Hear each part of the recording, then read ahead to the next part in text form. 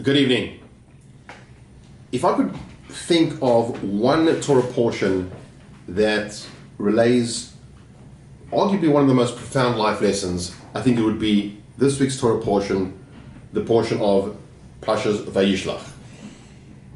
It's really just the interaction between two brothers, Yaakov and Esav.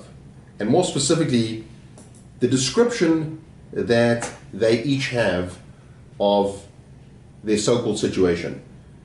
Esav used the word Rav, I have plenty, whereas Yaakov says kol, everything.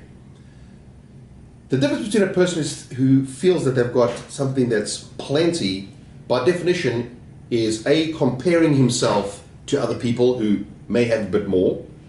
Secondly, there's the connotation that he could have a little bit more. He's got plenty, but there could still be a little bit more. By definition, a person feeling not fulfilled. A person who feels they have kol has proverbial peace of mind. The difference between the school of thought of Esav and Yaakov is really the difference between happiness and not having happiness. People in this world who compare themselves to other people, by definition, will never be happy.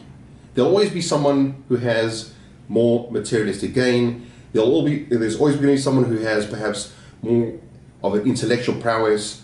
A person who understands that every single thing that they need to fulfill their unique mission in this world has been endowed by the Almighty to them will know they have everything.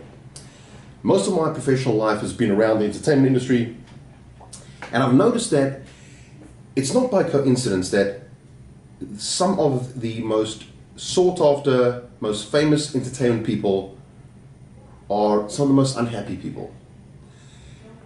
A sad statistic is, out of any industry in the world, one of the industries that has the highest suicide rate is the entertainment industry.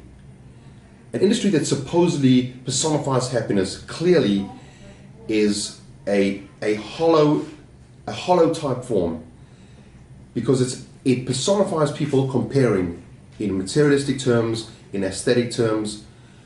When we think of happiness, when we think of peace of mind, when we think of being fulfilled in our lives, we should think of this interaction between Esav and Yaakov. And remember, it's not what you make that's going to make you happy, it's what you make of yourself. And that, ladies and gentlemen, is this week's instruction for living. Have a good Shabbos.